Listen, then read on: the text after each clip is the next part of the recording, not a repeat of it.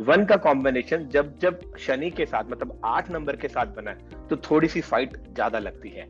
Fighter में भी या फाइट में भी बहुत ज्यादा फाइट इस बार लगने वाली है। I am sure of course एक नया नेशनल क्रश कहा जा रहा है उन्हें, तो मुझे जानना है कि उनका ये साल कैसा रहेगा कमिंग। साल इनके लिए दो नई मूवियों के साथ आ रहा है और ये दोनों मूवी इनको बहुत अच्छा रिस्पांस, एक मार्केट में नया चेहरा, यार आप ये समझे आने वाला एक बहुत अच्छा सुपरस्टार आपको देखने में मिल सकता है इस व्यक्ति के रूप में। बिल्कुल भी शाहरुख खान को रुकने की जरूरत नहीं है। 2027 तक जितना काम कर लेगा, जितना काम अच्छी तरीके से कर लेगा, उतनी ज्यादा मान सम्मान प्रतिष्ठा और अपने परिवार के लिए बहुत कुछ बनाकर व्यक्ति जाएगा। हाय गाइस, वेलकम टू फिल्मी बीट। मैं हूं मुर्तजा इकबाल और आज मेरे साथ है सेलिब्रिटी एस्ट्रोलॉजर। आई थिंक जब मैं इनकी इंस्टाग्राम वीडियोस देखता हूँ ना, मैं कितनी चीजें ऐसी होती है जो मुझे लगता है मेरे लिए भी सही होती जा रही है। इनकी बात कहीं ना कहीं एक कहते हैं ना पत्थर की लकीर जैसी होती है। एंड इसलिए आज मैं यहाँ पे उनके साथ हूँ और मैं उनसे बातें करूंगा हमारे सेलिब्रिटीज, बॉलीवुड सेलिब्रिटीज के बारे में मैं बात कर रहा हूँ। मधु मंसूरी जी के बारे में जो है हमारे साथ आज। नमस्ते सर, वेलकम टू फिल्मी बीट। प्रणाम जी, ओम नमः शिवाय। कैसे हैं आप? बस ठीक सर, आप कैसे हैं? सब मंगल कुशल। सर, ऑफ कोर्स मैं शुरुआत इस साल की जो बड़ी फिल्म है, पहली बड़ी फिल्म है फाइटर, उससे करना चाहूंगा। उसमें ऋतिक और दीपिका है, कैसा रहेगा उस फिल्म के लिए बॉक्स ऑफिस, और कैसा रहेगा इन दोनों के लिए ये साल? बहुत अच्छी बात, आपने पहला प्रश्न एक अपकमिंग ऐसी मूवी के बारे में किया जिसकी हलचल पूरे मार्केट में आज के समय पे भी गूंज रही है। पर इसके अंदर अगर आप बात करेंगे, ये जो आने वाला साल है उसको अगर आप कैलकुलेट करते हैं, मतलब 2024, ये एक सेटन का नंबर है। अगर आप ऋतिक रोशन की डेट ऑफ बर्थ की बात करते हैं तो उसका कॉम्बिनेशन आता है 10-1-1974, और दीपिका पादुकोण के अगर कॉम्बिनेशन की बात करते हैं उसका आता है 5-1-1986।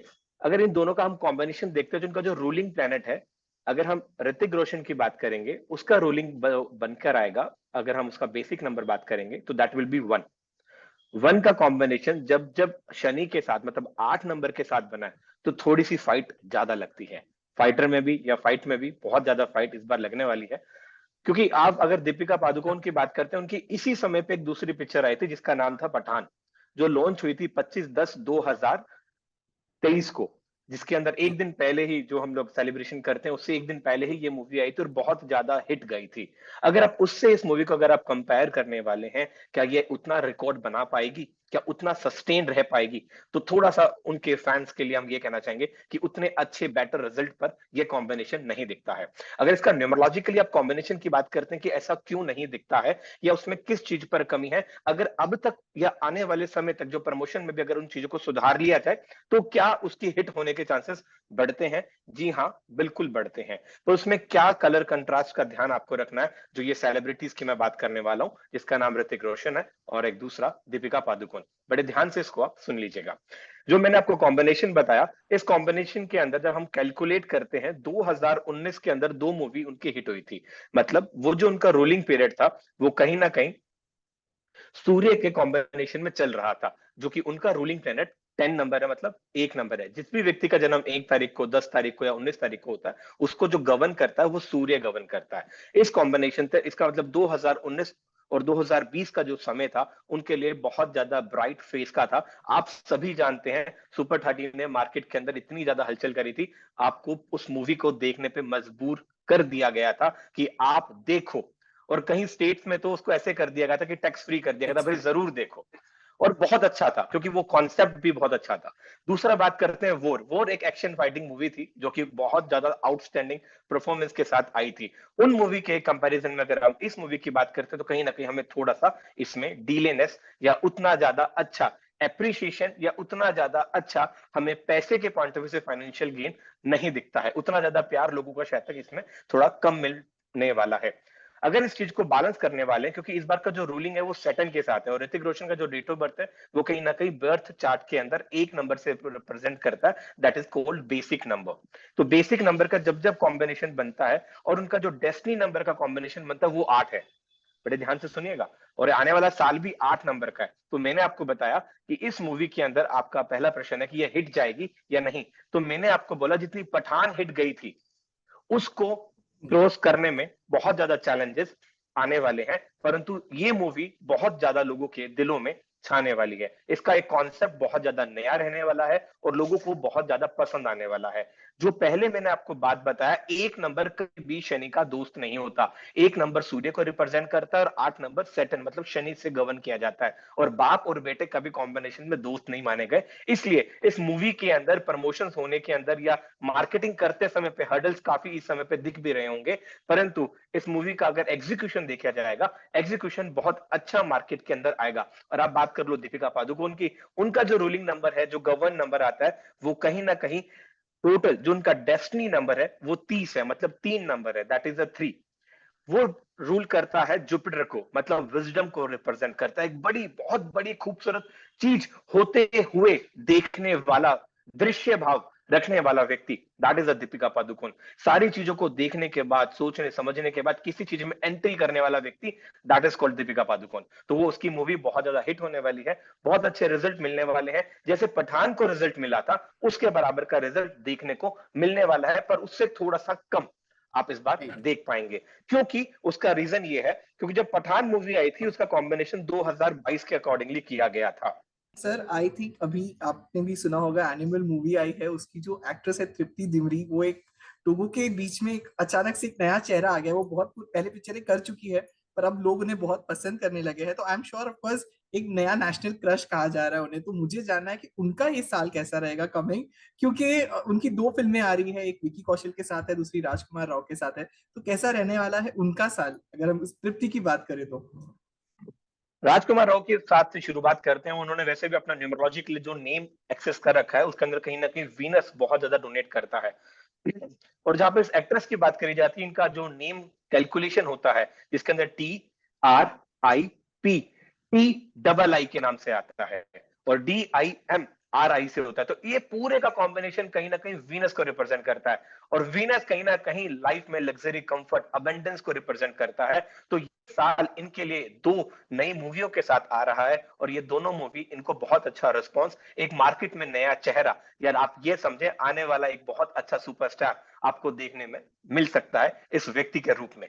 इस व्यक्ति के पॉइंट ऑफ व्यू से अगर हम कैलकुलेट करते हैं, इसका जो रूलिंग है वो कहीं ना कहीं दीपिका के साथ ही माना जाएगा, क्योंकि दीपिका का जो डेट ऑफ बर्थ है वो कहीं ना कहीं 5 नंबर है, जैसा मैंने आपको बताया, बेसिक नंबर। और इनका जो डेट ऑफ बर्थ है वो 23/2/1994 है।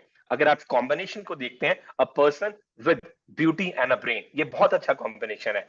हम ये नहीं कहेंगे कि उसमें सारे के सारे ट्रेड बुध के आने वाले हैं। अक्षय कुमार सर की अगर बात करें, अनफॉर्चुनेटली ग्रेट चल नहीं रहा है और थोड़ा अप एंड डाउन हो रहा है। ऑफकोर्स OMG 2 चल गई थी लास्ट ईयर अगर इस साल की बात करें तो, बट दूसरी मूवीज इतनी ग्रेट नहीं कर पाई है। ऑफकोर्स उससे पहले भी लास्ट ईयर की अगर 2022 की भी बात करें तो उनकी फिल्में नहीं चली थी। तो क्या है अभी उनकी आने वाली फिल्म्स है, बहुत सी बड़ी प्रोजेक्ट्स उनके हैं, जैसे बड़े मियाँ छोटे मियाँ है, वेलकम 3 है, बहुत से बड़े प्रोजेक्ट्स है। और तो कैसा रहने वाला है उनके लिए ये साल? देखो, वेलकम 3 के पॉइंट ऑफ व्यू से अगर शुरुआत करते हैं, that will be not going to give a very good change, जैसे वेलकम 1 थी या वेलकम 2 थी। उतना अच्छा चेंज उसके अंदर नहीं आता, क्योंकि अगर इस साल की बात अगर हम अक्षय कुमार से शुरुआत करते हैं, उनका अगर आप डेट ऑफ बर्थ का एनालिसिस करते हैं, उसके अंदर कहीं ना कहीं 9 9 1967 का कॉम्बिनेशन है। बड़े ध्यान से सुनिएगा, कहीं ना कहीं उनके पूरे हॉरोस्कोप में मंगल एक्टिवेटेड है। मतलब ऐसे व्यक्ति का बॉडी में मूलाधार चक्र ऑटोमेटिकली एक्टिवेट होता है। इसलिए ऐसा व्यक्ति हमेशा अपने आप को मेंटेन करना पसंद करता है और मेंटेन करना चाहता है। ये बात तो आप सभी जानते हैं कि अक्षय कुमार की जो उम्र है, उस हिसाब से उस व्यक्ति का जो रुतबा है, या उस हिसाब से जिस हिसाब से उनका रिप्रेजेंटेशन है, जिस हिसाब से वो दिखते हैं, वो बहुत ज्यादा यंग और बहुत ज्यादा अच्छे दिखते हैं। परंतु मैं अगर इनकी मूवीज की बात करता हूं और आने वाले समय की बात करता हूं, 1967 जब उनका जन्म होता है, उसके अंदर आने वाले 45 साल ऐसा व्यक्ति राज करता है।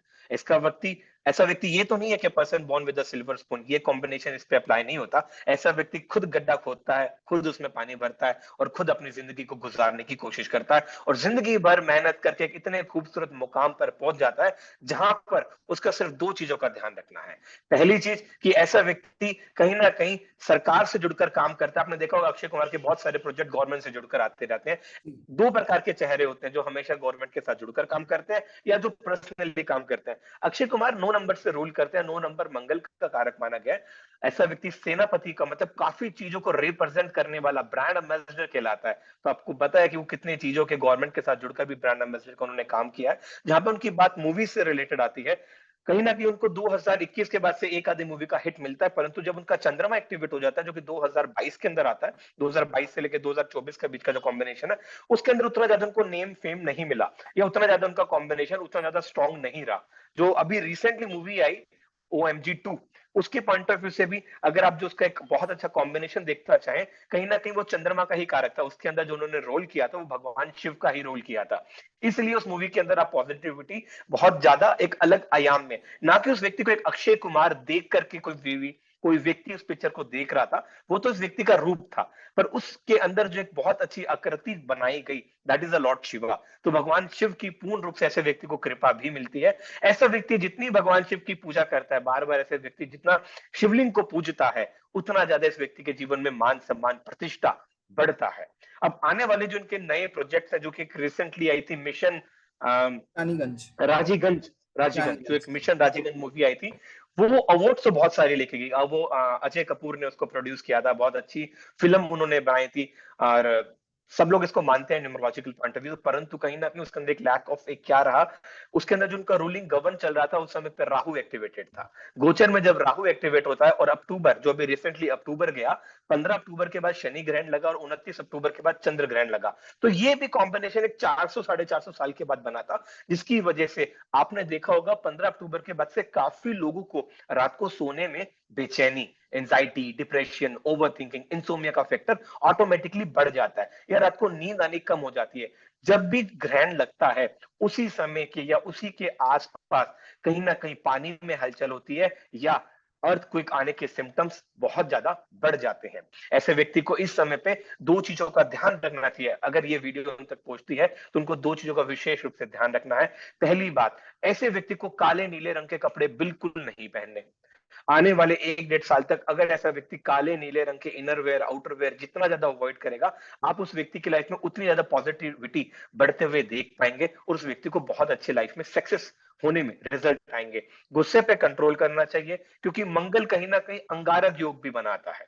तो ऐसे व्यक्ति को बहुत अच्छी बात का ध्यान रखना चाहिए कि ड्राई फ्रूट्स अपने खाने के अंदर हमेशा रखने चाहिए, क्योंकि मूलाधार चक्र जब व्यक्ति का एक्टिवेट होता है, बॉडी में एनर्जी का कंज्यूमिंग लेवल बहुत ज्यादा बढ़ जाता है। तो समय समय पे खान पान का ध्यान ऐसे व्यक्ति को इस साल रखना चाहिए। मतलब 2024 के अंदर अक्षय कुमार जी को अपने स्वास्थ्य का ध्यान थोड़ा लगना रखना चाहिए। पैर से रिलेटेड समस्या या पैर पे चोट लगने से रिलेटेड समस्या व्यक्ति के जीवन में एक्टिवेट हो सकती है, उस व्यक्ति का भी विशेष चीज, उस चीज का ध्यान व्यक्ति रखे तो अच्छा है। और बताइए। Right sir. Sir of course अगर इस साल की हम बात करें तो बॉलीवुड बहुत ही डल था कुछ सालों से, 2 सालों से स्पेशली, पर शाहरुख खान ने कमबैक किया पठान से, इतनी बड़ी सुपर हिट हुई, फिर जवान आई जो I think blockbuster double hit हो गई। अब ऑफ कोर्स डंकी रिलीज हो रही है, बट कहीं ना कहीं 2024 में अभी तक उनकी कोई फिल्म अनाउंस हुई नहीं है। तो क्या शाहरुख सर को वो एक ब्रेक वापस लेना चाहिए कि ये टाइम है जहाँ पे उनको कंटिन्यू करते रहना चाहिए मूवीज लाना, कि बैक टू बैक हिट्स मिलेगी उनको?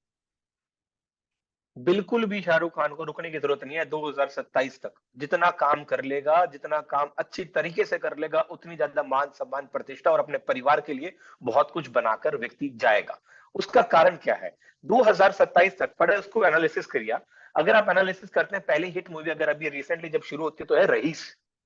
रईस से ये सिलसिला शुरू होता है। रईस के बाद आती है जवान, जवान से पहले आती है पठान। पठान सर, सॉरी, तो पठान, रईस रईस से पहले जीरो थी जो नहीं चली थी, हाँ फिर उसने जीरो, 4 साल का जो ब्रेक नहीं चली किया थी, और फिर पठान आई। उसके बाद पठान आई। तो वो जो एक लंबा आपने ब्रेक देखा ना, वो जो ब्रेक था वो कहीं ना कहीं उस समय पे ऐसा नहीं था कि व्यक्ति मूवी निकालना नहीं चाह रहा था या व्यक्ति का मूवी का काम नहीं चल रहा था, उसने वैसे ही ब्रेक डाउन ले लिया था परिवार के पॉइंट ऑफ व्यू से, क्योंकि उस समय व्यक्ति का वीनस एक्टिवेट होता है। तो आप देखेंगे उस समय पे उनका फॉरेन ट्रेवल या फॉरेन में सेटलमेंट या फॉरेन से रिलेटेड प्रोजेक्ट्स काफी ज्यादा बढ़ गए थे।